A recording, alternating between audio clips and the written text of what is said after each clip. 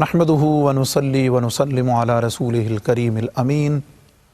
व अला आलिहि व सहबिहि अजमाइन अम्मा बाद। गंज बख्शे फैज़ आलम मज़हर नूर खुदा नाक़िसारा पीर कामिल कामिल आरा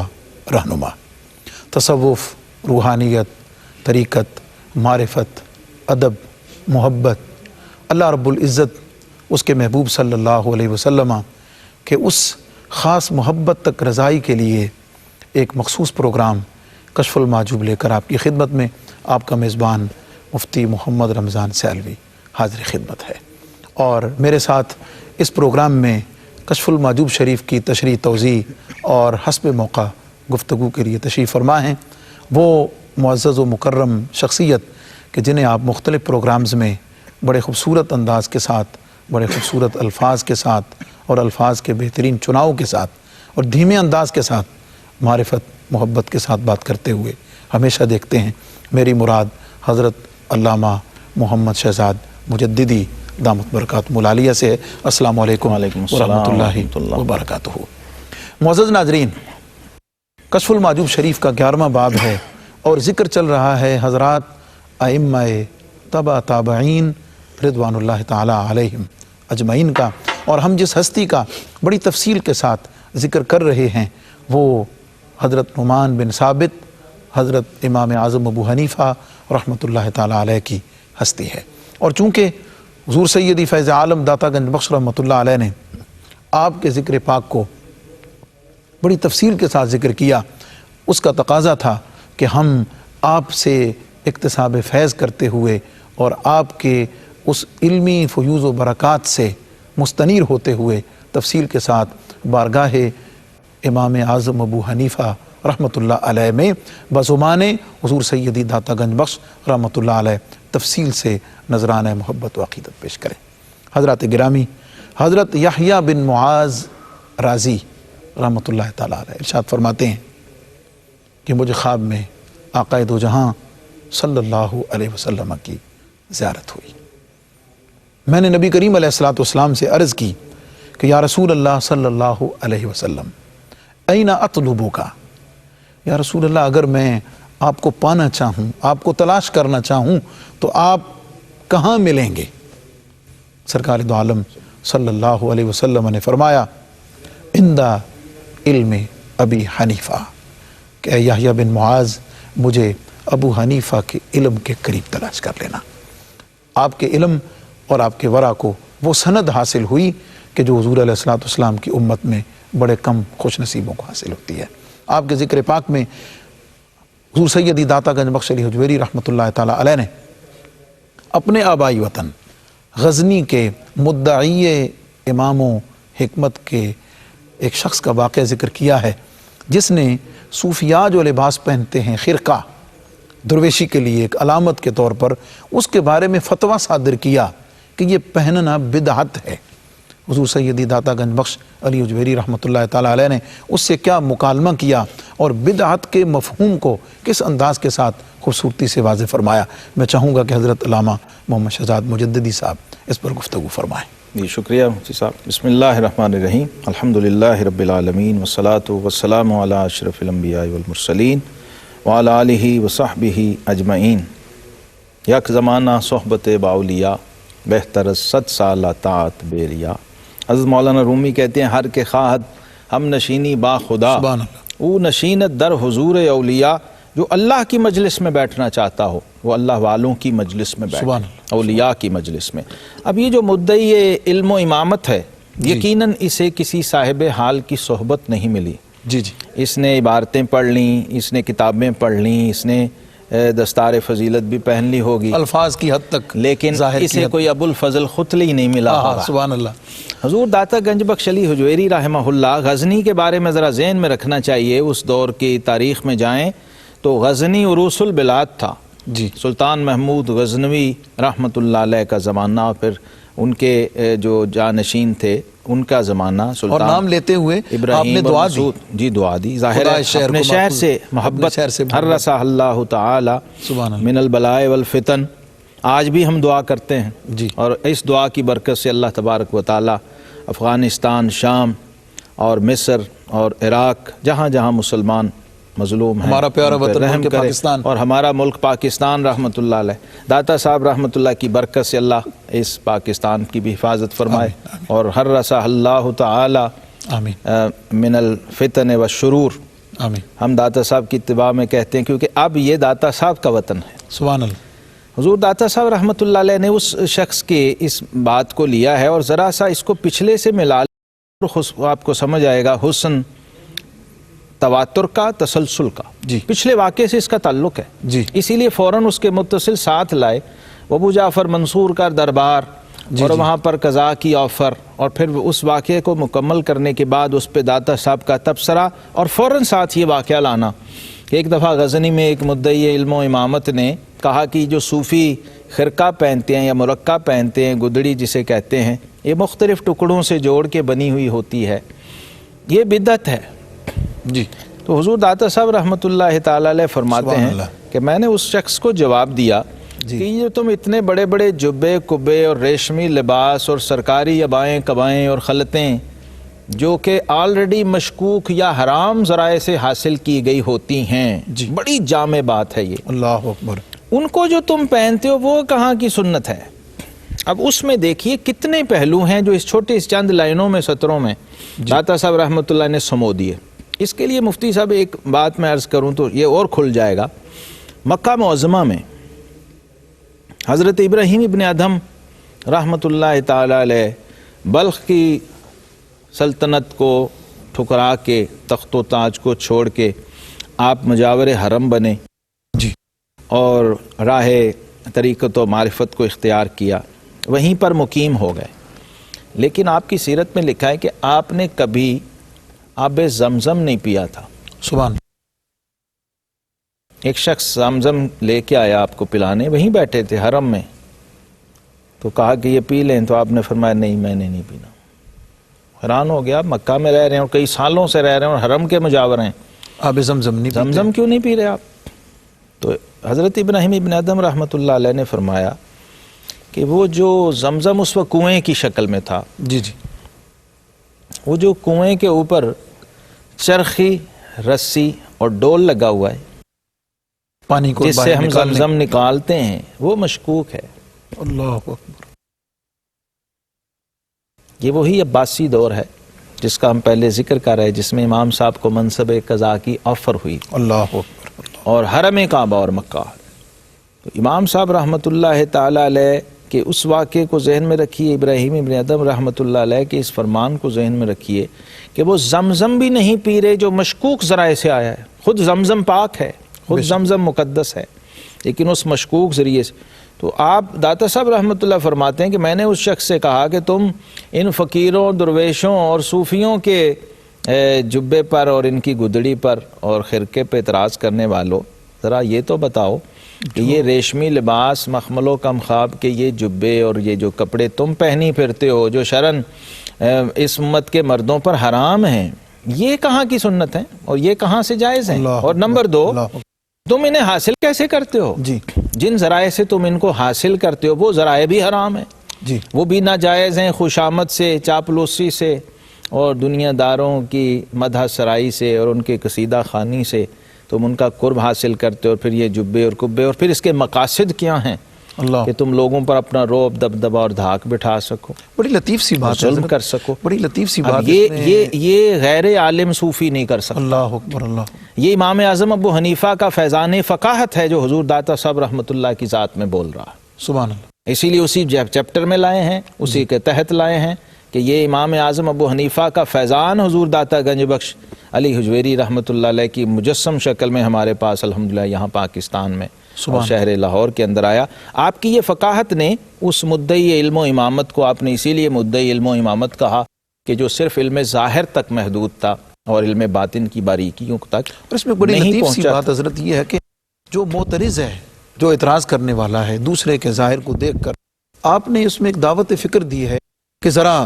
اپنی طرف بھی جی بے شک جھانکو، اور ساتھ اس میں یہ بھی کہ تم جس سے بات کر رہے ہو نرا وہ حجرہ نشین صوفی نہیں ہے، جی جی، وہ شریعت کی فقہی باریکیوں کو اور احکام فقہ کو بھی جانتا ہے اور اس زبان میں تم سے بات کر سکتا ہے جو زبان تم بولتے ہو. مدعی علم و امامت تھا نا, خود کو سمجھتا تھا کہ میں عالم ہوں, تو صوفیوں پہ اعتراض کر رہا تھا. تو آپ نے صوفیاء کی نمائندگی علمی زبان میں کی, دلیل کی زبان میں کی, لاجک کے ساتھ کی, اور پھر آخری بات یہ کہی کہ ریشم جو ہے یہ مردوں کے لیے حرام ہے, عورتوں کے لیے حلال ہے, اور دیوانوں کے لیے مباح ہے. اب تم بتاؤ تم ان میں سے کیا؟ ایک یعنی اس کو اگر آپ یقیناً اور علماء اعظام بھی اس کو سن رہے ہیں, ایک جو مناظرانہ طریقہ استدلال ہے, بلا شبہ مناظرانہ طریقہ استدلال ہے, چونکہ عالم ظاہر سے گفتگو ہو رہی تھی, تو اس بالکل مناظرانہ انداز کے الزامی جواب بھی دیے, الزامی جواب بھی دے دیا, اس کے سامنے ایک بطور محاکمہ رکھ دیا کہ اب تم ہی فیصلہ یعنی دوسرے لفظوں میں اسے لاجواب کر دیا, لاجواب کر دیا کہ تم اس کے پاس کوئی جواب نہیں تھا, اور الٹا اسے کہا کہ اپنے گریبان میں ذرا جھانک کے دیکھو کہ تم جو صوفیوں پہ ایک بلا جواز فتویٰ لگا رہے ہو, اور تم پر جائز شرعی فتویٰ کیا ہے. یہی کیفیت لاہور میں ہوئی تھی. مخدوم الملک جو جلال الدین اکبر کے شیخ الاسلام تھے اس زمانے میں, لاہور دارالخلافہ تھا, تو حضرت شاہ حسین رحمۃ اللہ علیہ یہ باغبان پورا چوک میں آپ کھڑے تھے, تو وہ مخدوم الملک نے آپ کو روک لیا. ظاہر ہے وہ سرکاری عہدے دار منصبدار تھا. اس نے کہا تم نے یہ کیا خلاف شرع وضع بنائی ہوئی ہے, اور تم یہ کیا خلاف شریعت حرکتیں کر رہے ہو. تو حضرت شاہ حسین رحمۃ اللہ علیہ, جنہیں لوگ مادو لال حسین کے نام سے جانتے ہیں, شاہ حسین رحمۃ اللہ علیہ وہیں کھڑے ہو گئے, اس کے گھوڑے کی لگام پکڑ لی, اور آپ نے فرمایا کہ مخدوم الملک,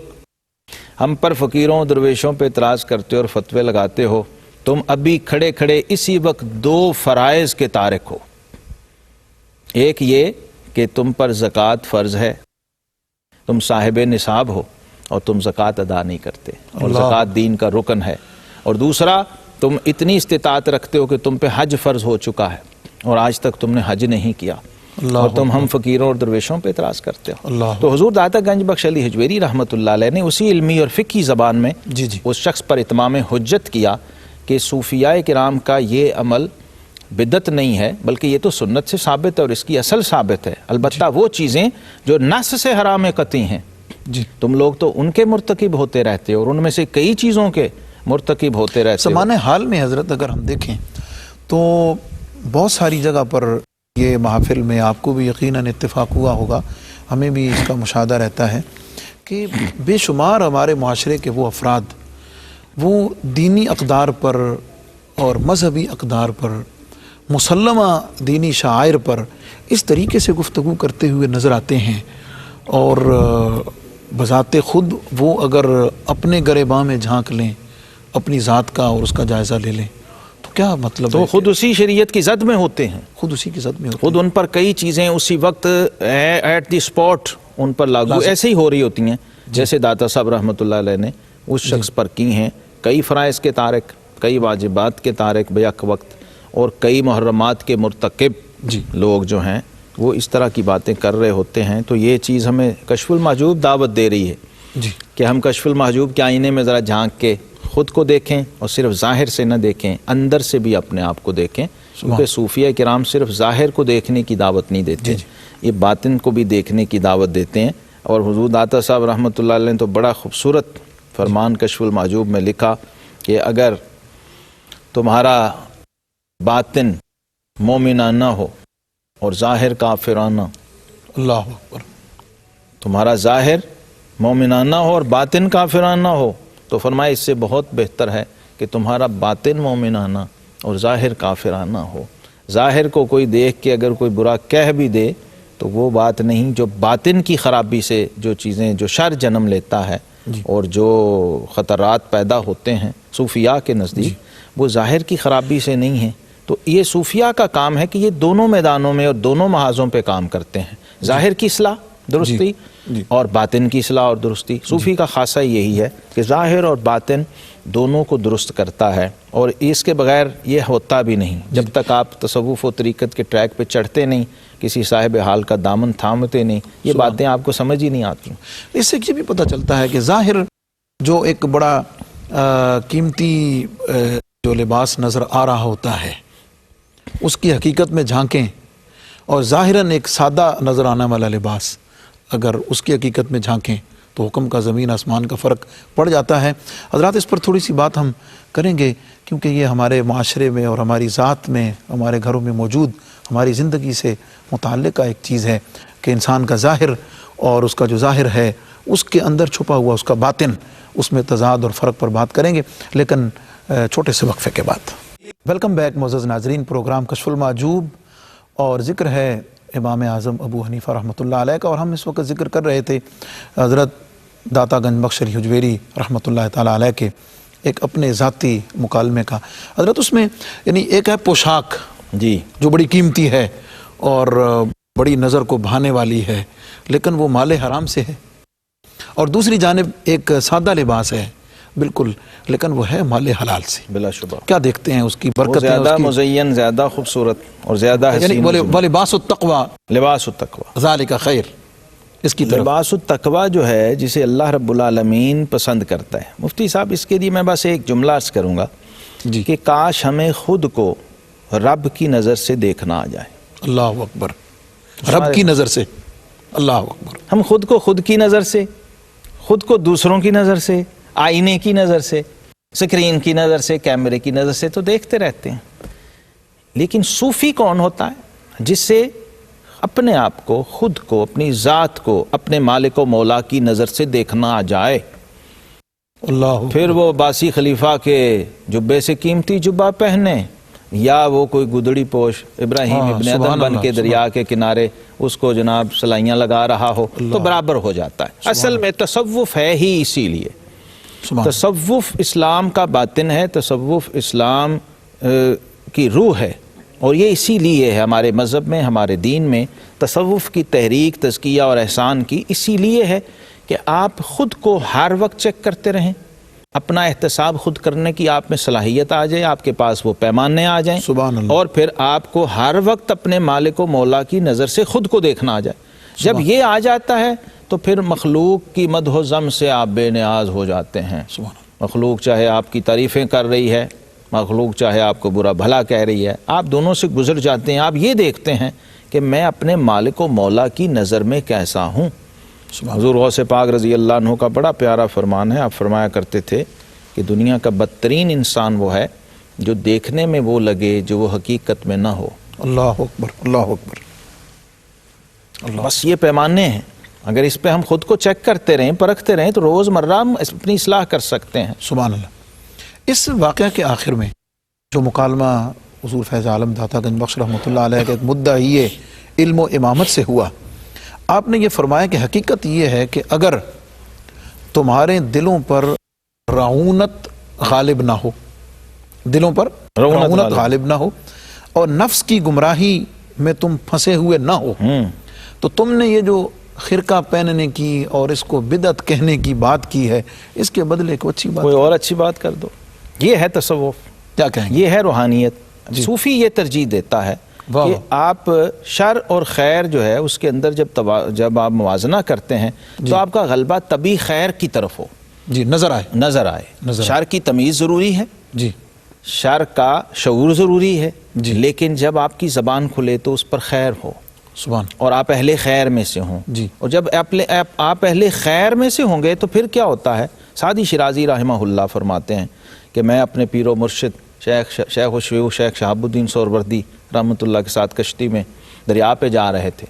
تو آپ فرماتے ہیں مرا پیر دانائے مرشد شہاب دو اندرز فرمود بر روئے آپ، واہ واہ، یکے این کہ بر خیش خود بھی مباش،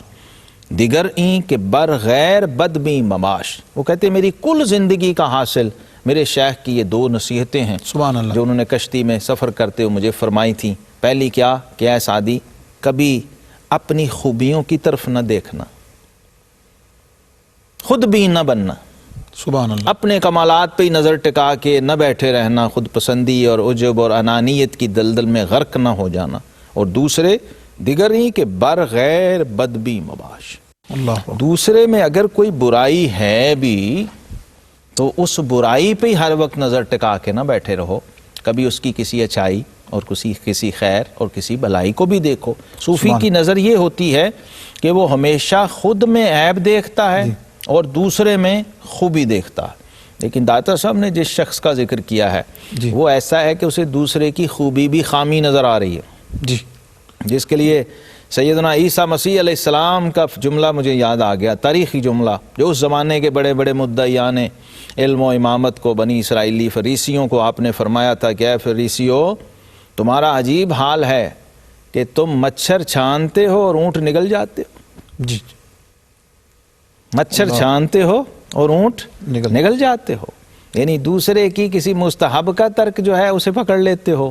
اور اپنے فرائض و واجبات کا بھی تمہیں اگر ترک کر دو تو اس کی کوئی فکر نہیں ہوتی۔ اور اس میں ایک چیز اور جو یعنی بڑی قابل توجہ نظر آتی ہے کہ یہ جو باہمی مجادلہ ہے،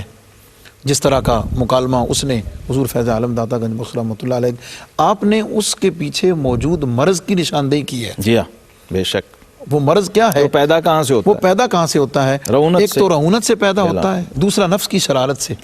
کہ دونوں چیزیں جو میں نے آیت پڑھی ہے یہ اسی کا اصل میں عرق ہے، خلاصہ اور ایسنس ہے۔ جی وَاتَّبَعَ هَوَاهُ وَكَانَ أَمْرُهُ فُرُطًا، کہ جو تصفیہ قلب اور تزکیہ نفس سے محروم شخص ہے، الٹیمیٹ نتیجہ ہے لا محالہ کہ وہ رعونت باطنی میں، انانیت میں اور نفس کی خواہش کی دلدل میں پھنسے ہی پھنسے۔ آج کے دور کے جتنے یہ جھگڑے ہیں، خواہ وہ کسی بھی میدان اسی کا نتیجہ ہے، وہ مذہبی ہوں، روحانی ہوں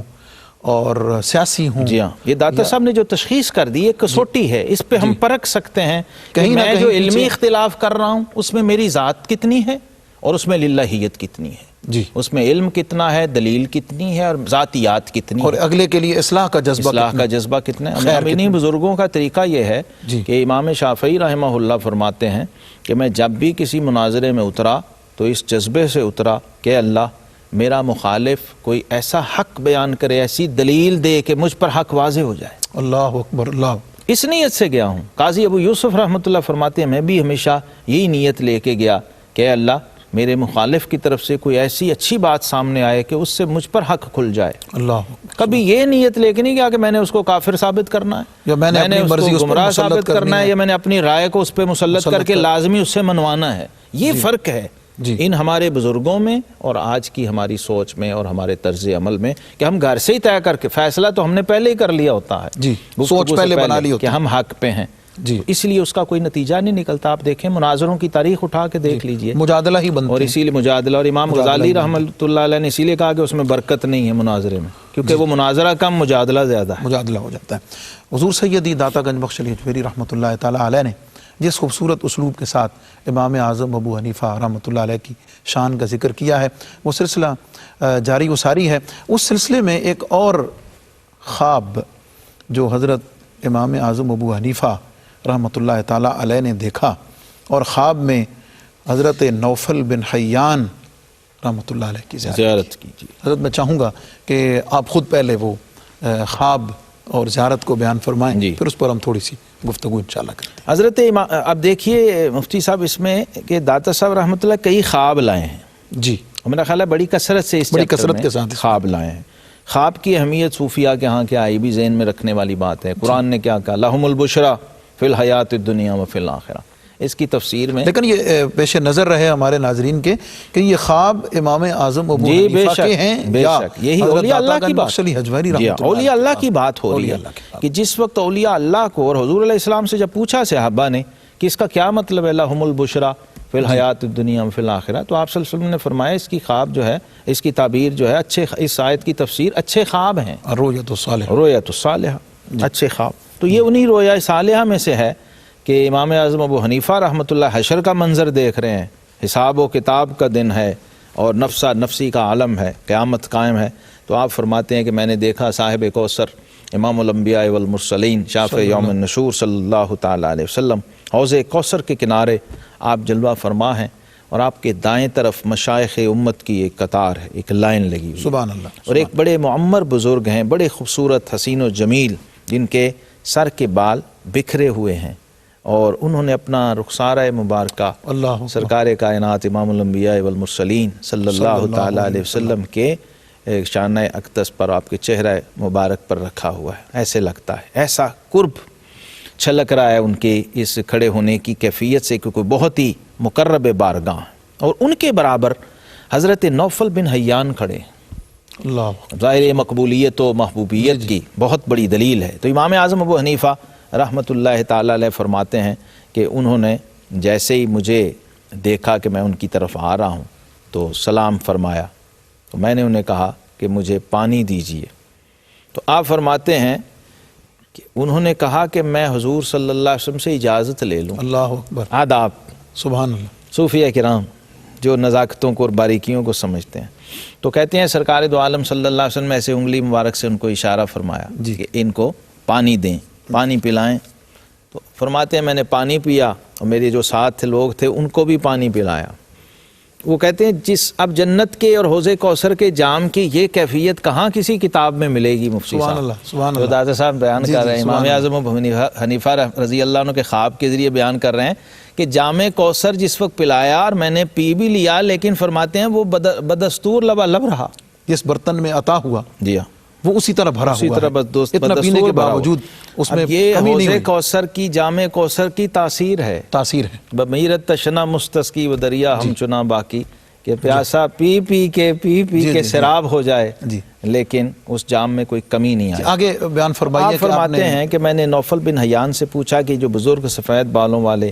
حضور علیہ السلام کے دانے طرف کھڑے ہیں یہ کون ہیں؟ جی تو انہوں نے فرمایا کہ یہ حضرت سیدنا ابراہیم خلیل علیہ نبینا علیہ الصلوۃ والسلام کی ذات گرامی۔ سبحان اللہ، سبحان پھر میں نے پوچھا کہ یہ جو بائیں طرف کھڑے ہیں یہ کون ہیں؟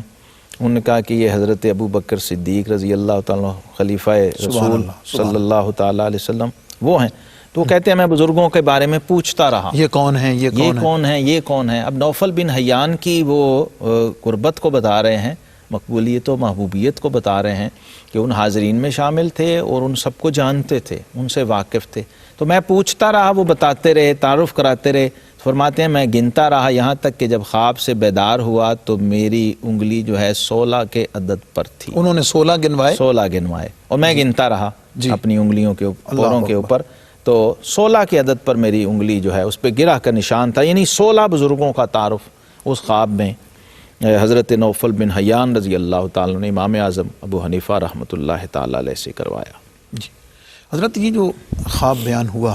اور اس میں سب سے پہلے تو میں یہ چاہوں گا کہ حضرت امام اعظم ابو حنیفہ رحمۃ اللہ تعالیٰ علیہ کا جو قرب ہے کہ حضور علیہ الصلوۃ والسلام کی اجازت سے حوض کوثر کا جام عطا کیا جانا، جی، اور اس کے ساتھ ساتھ ان بزرگوں کی زیارت، ان کی پہچان حضرت نوفل بن حیان رضی اللہ تعالیٰ عنہ کے ذریعے سے، کیا فرمائیں گے بارگاہ مصطفیٰ میں اس قرب کی جی، اور حضور علیہ السلام کی بارگاہ امام سے صاحب فیض یابی کی کیا کیفیت ہے؟ امام صاحب رحمۃ اللہ تعالیٰ علیہ کا بارگاہ رسالت میں آپ صلی اللہ علیہ وسلم سے تعلق تو ازہر من الشمس ہے، جی، کیونکہ اور کتابیں تو کیا صرف یہی کشف المحجوب میں جتنے اشارے خوابوں کے اور بشارتوں کے داتا صاحب جی رحمۃ اللہ آپ نے ذکر فرمایا، اور ہمارے معزز ناظرین کو بھی یاد ہوگا اتنے ہی کہ کافی ہیں۔ ابتدا ہی وہاں سے ہوئی ہے، وہاں سے ہوئی ہے بارگاہ کہ رسالت خلوت میں۔ نشینی تو کا میں ارادہ سمجھتا فرمایا۔ ہوں کہ امام اعظم ابو حنیفہ بارگاہ رسالت میں آپ صلی اللہ علیہ وسلم کا انتخاب ہیں، سبحان اللہ، اور محبوبیت کی یہ معراج ہوتی ہے کہ کوئی خود چنے۔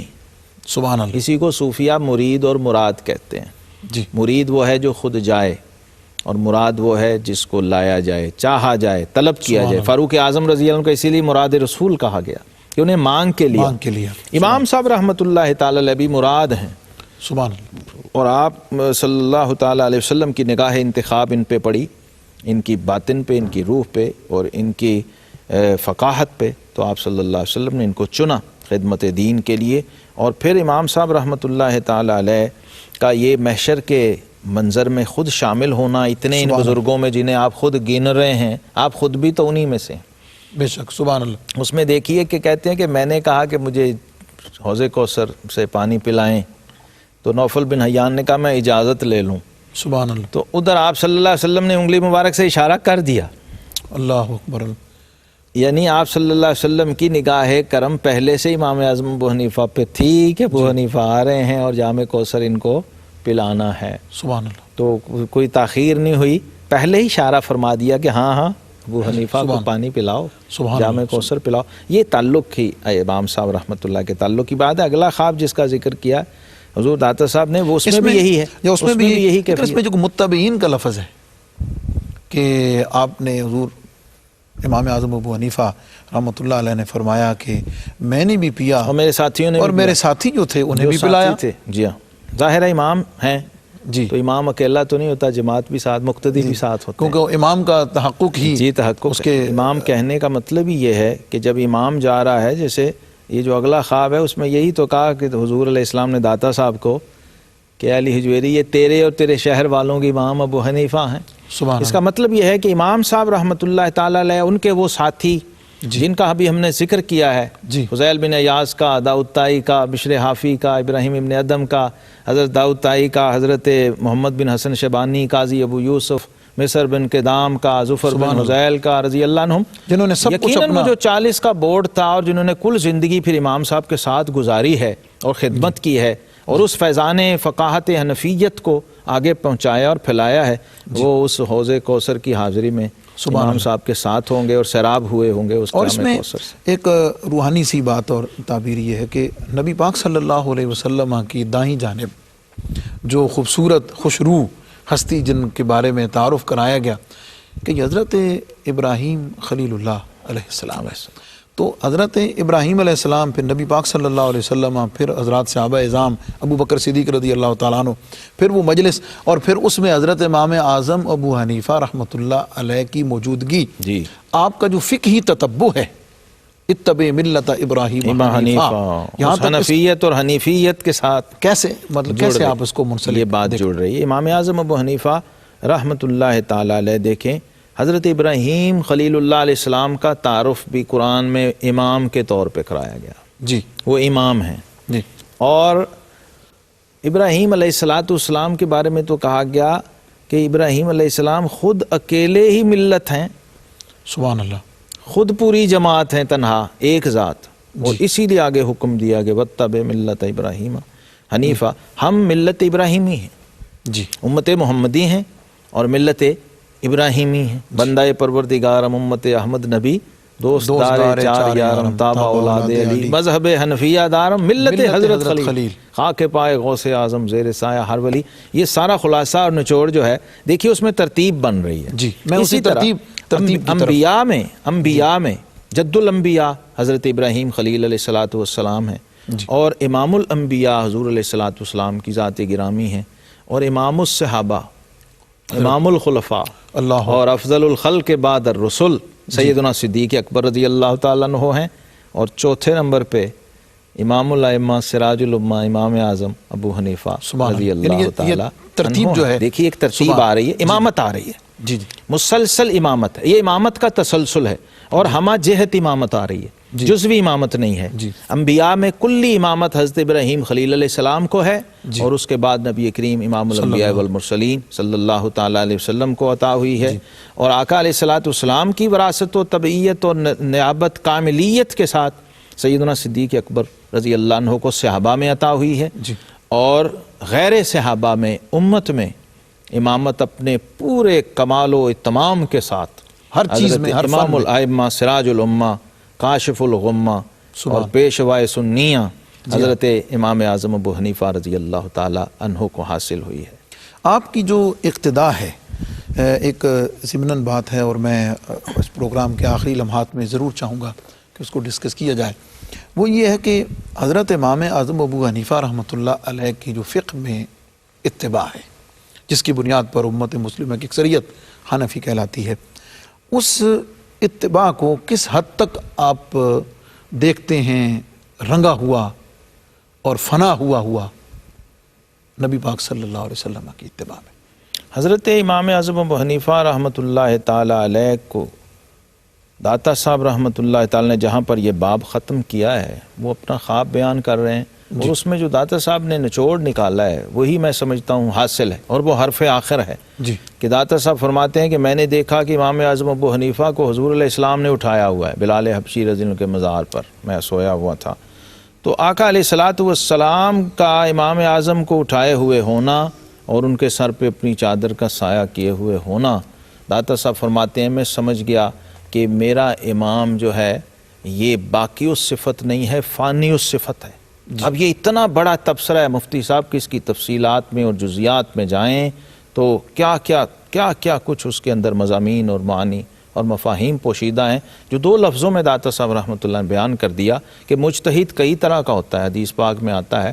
کہ ان اصاب فلہ اجران و ان اخطا فلہ اجر، اگر مجتہد جو ہے صحیح اور درست فیصلہ کرے، استنباط کرے تو اس کو 2 گنا اجر ہے، اور اگر کہیں خطا اور سہو بھی ہو جائے تو بھی 1 نیکی۔ لیکن امام صاحب کا اختصاص و امتیاز داتا صاحب رحمۃ اللہ نے بتایا کہ میں سمجھ گیا کہ میرا امام اپنے قدموں پہ نہیں چل رہا بلکہ نبوت کے قدموں پہ چل رہا ہے، اور اس کے مختی ہونے کا امکان نہیں، کیونکہ یہ باقی صفت نہیں ہے، یہ فانی صفت ہے، اپنے آپ سے خالی ہو چکا ہے، اپنی نفسانی رائے اور خواہش سے مبرہ اور ماورا ہے، اور قال اللہ و قال رسول کے اندر فنا ہے، جو کہتا ہے اور جب کہتا ہے اللہ اور اس کے رسول صلی اللہ علیہ وسلم کے حکم کی روشنی میں کہتا ہے، اور آقا کریم علیہ السلام کی اسے تائید و حمایت حاصل ہے۔ یعنی آپ کے جو متبعین ہیں، جو آپ کی اتباع اور آپ کی نسبت کی وجہ سے حنفی کہلاتے ہیں،